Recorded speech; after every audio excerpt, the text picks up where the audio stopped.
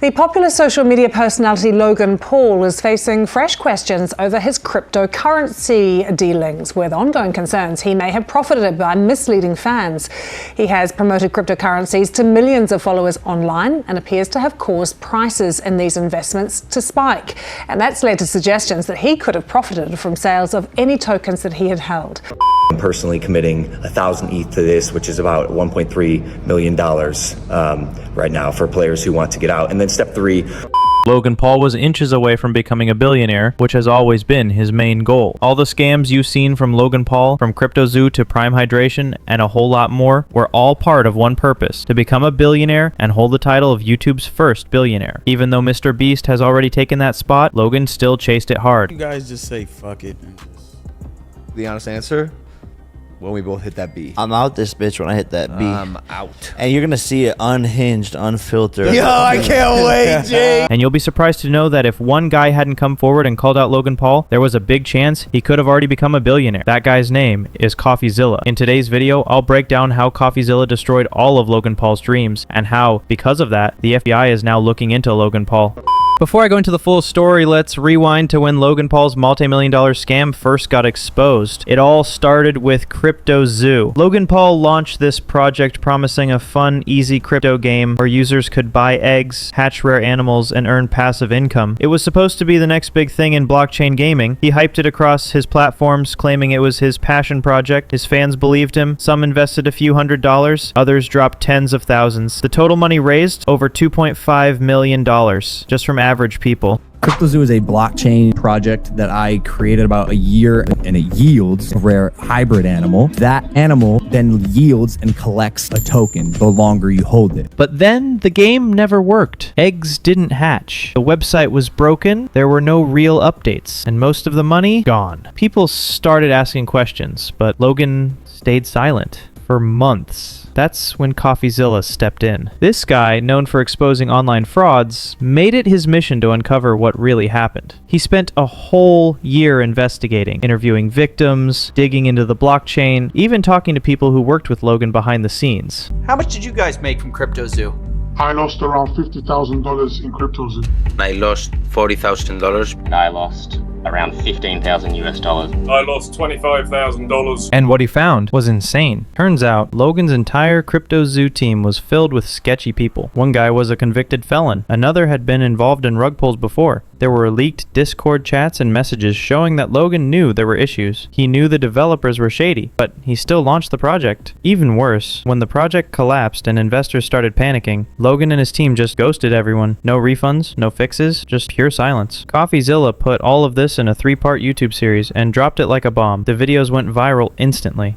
And it wasn't just the NFTs they bought either. The Zoo token also skyrocketed in value, reaching a $2 billion market cap. Logan Paul finally responded, but instead of apologizing, he tried to threaten Coffeezilla with a lawsuit. He posted a reaction video accusing Coffeezilla of spreading misinformation and said he would sue him. Enforcement in the past, but his work was described as not anchored to truth and often speculative. He is a lopsided journalist with an agenda, and he's nothing more than the Keemstar of crypto and finance. But that completely backfired. Even Logan's own fans started turning against him. People were saying things like, "You scammed us, and now you're mad that someone exposed it?" The pressure was too much, and just days later, Logan had to delete the video and post an apology. He admitted the game was a failure and promised to make it right. I'm personally committing 1,000 ETH to this, which is about $1.3 million right now for players who want to get out. And then step 3, obviously finish and deliver the game as outlined in the white paper by completing the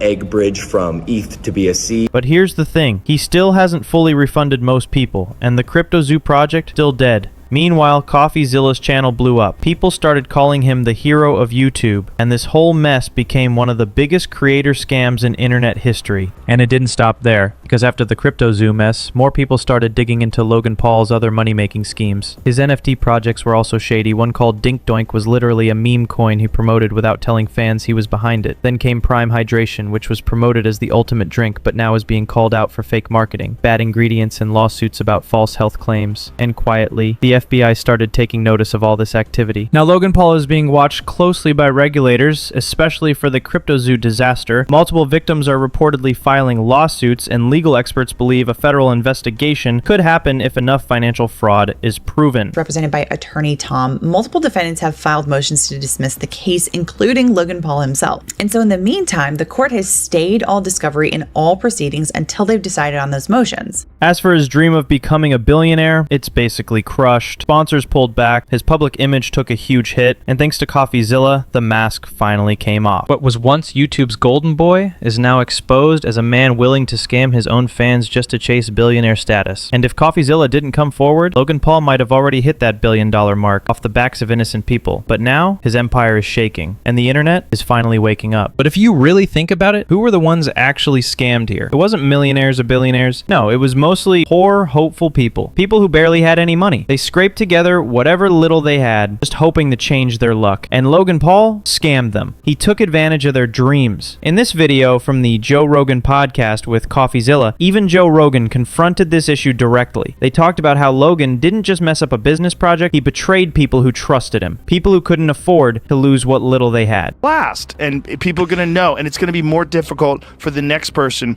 to, and again, it's not the wealthy investors that will sue. It's these people that put in $2,000 and it was the only $2,000 they had. That's where it's so valuable, and I know that you feel that way, and it comes through in your video, and I think that's why it's appealing and that's why it's working.